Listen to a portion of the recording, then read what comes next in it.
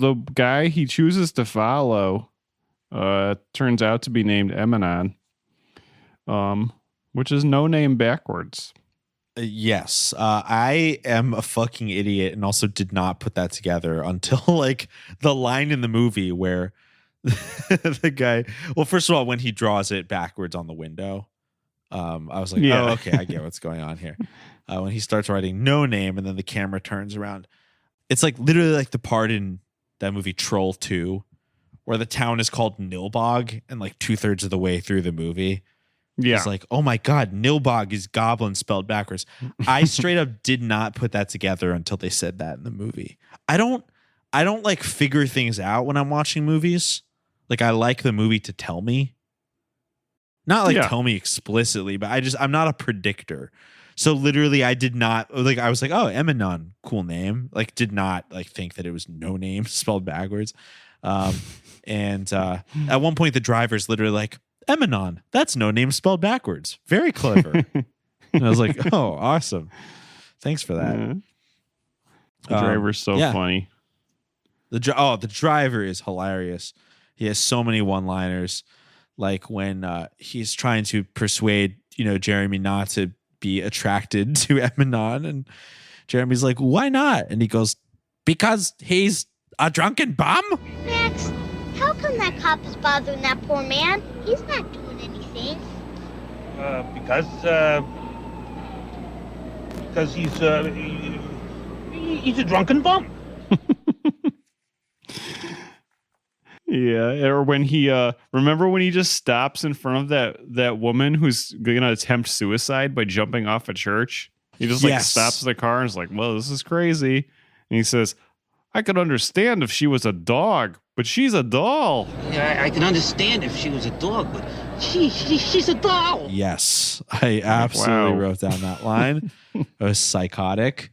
They pull over to watch an attempted suicide where a beautiful young woman is going to jump off of the roof of a church. They pull over to gawk at it, and the whole time they're like covering Jeremy's eyes, like, nope, you're not supposed to look at this. I was like, well, I mean, you guys did pull over to see what's up. She does not end up jumping off the roof. There's another funny line in that scene. There's a priest at the church, and he says, like, I tried talking to her. She's very upset. Which I thought was like a really funny thing to say. Like a fucking priest can't get this girl down off the roof. And she's like, I don't know what to tell you. She's very upset. His like, oof. Not this girl must be in a pretty bad way. Is that what you guys wanted to find out? How she's feeling? Right. That's why you wanted me to go up there. Exactly. It turns out she's upset. But this will be a pattern in the movie. When Emanon, the magical bum, the drunken bum, approaches this girl, she has a revelation, which she later describes on television as she's being interviewed by the news when the Emanon story kind of picks up.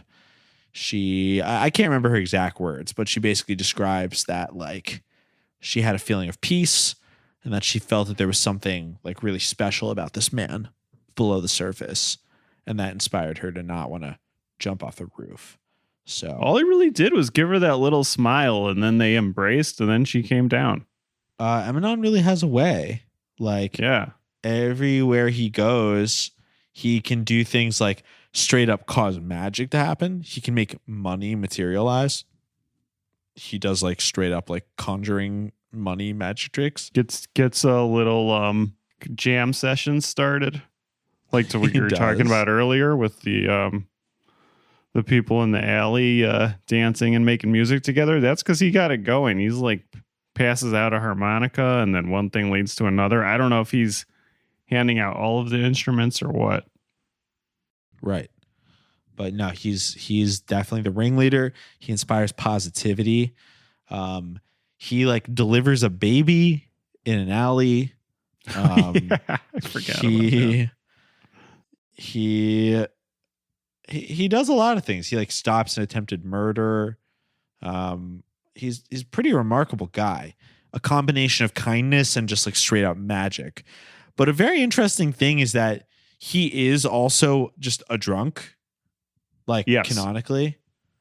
Like he is not, he definitely is obviously a Jesus allegory, but he's not like Jesus in that he's sort of perfect and divine. Like he is like bound to earthly vices as well. Another line I loved is when somebody, I think Molly, the mom, asks him, "Have you seen God?" And he says, "When you're drunk, you see all sorts of things." Have you seen God? When you get drunk, you see a lot of things. Something to think about. Something to think about. In this film, being drunk is like a very powerful hallucinogen. It's like doing ayahuasca or whatever. Like I went to South America and went on a beer retreat where I saw God.